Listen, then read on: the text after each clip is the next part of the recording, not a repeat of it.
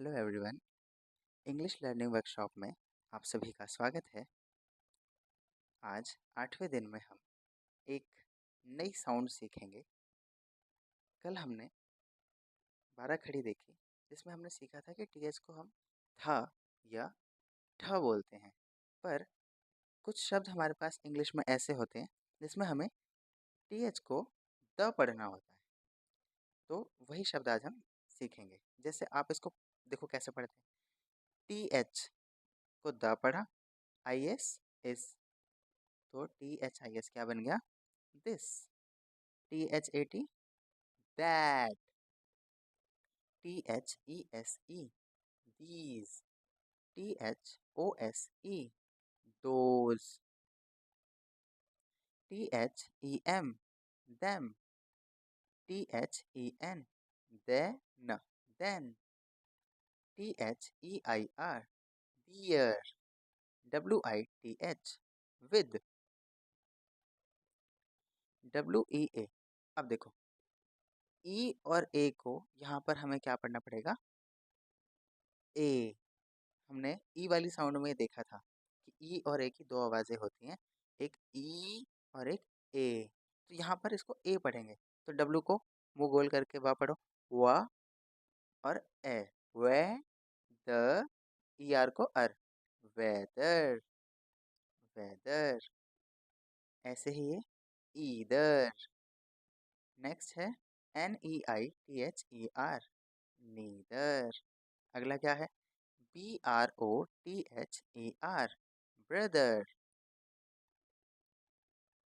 इसमें ओ नहीं बोला जाता, वरना लोग उसको ब्रोदर कहें। ब्रोदर नहीं कहते, हम इसको ब्रदर कहते हैं। वो साइलेंट है इसमें।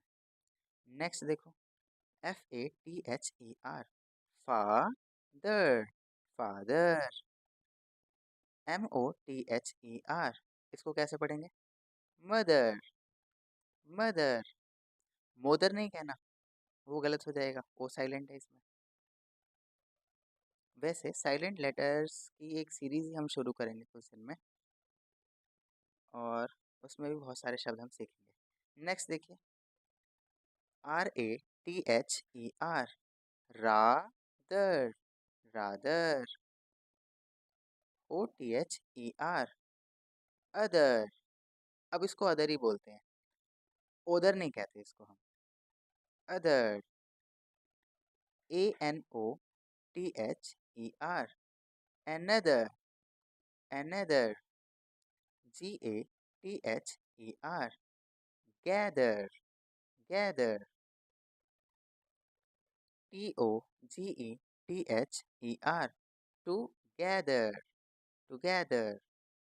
FEATHER, feather, feather। LEATHER, leather। ई और ए को इन दोनों में हमने क्या पढ़ा?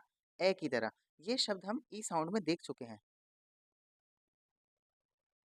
THE, the, THE, the. अब देखिएगा THOUGH। अब देखो GH आपको कहीं भी दिख जाए तो ये मैक्सिमम केसेस में साइलेंट ही रहता है, तो इसको कैसे पढ़ेंगे? THOUGH। इसको हम पढ़ते हैं दो। कैसे पढ़ेंगे? दो। ऐसे ही लास्ट शब्द है हमारे पास SMOOTH, स्मूथ, स्मूथ। यार दोस्तों, आप सभी के लिए इस क्लास में इतना ही। इसके हमने हिंदी मीनिंग भी लिख रखे हैं, आप उनको भी अच्छे से याद कर लेंगे, तभी तो हम शब्द का मतलब समझ पाएंगे और किस कंटेक्स्ट में कौन सा शब्द इस्तेमाल हुआ है उसको हम सेंटेंस को पढ़ के समझ पाएंगे, उसका अर्थ समझ पाएंगे। ठीक है, तो ये क्लास यहीं पे समाप्त होती है। अब मिलेंगे हम 9वें दिन में। तब तक आप इन शब्दों की प्रैक्टिस करिए, कई कई बार बोलिए, वीडियो को देखिए, याद करिए, अपनी कॉपी में लिखिए और सीखते रहिए। बहुत बहुत शुभकामनाएं। धन्यवाद, आभार, जय हिंद।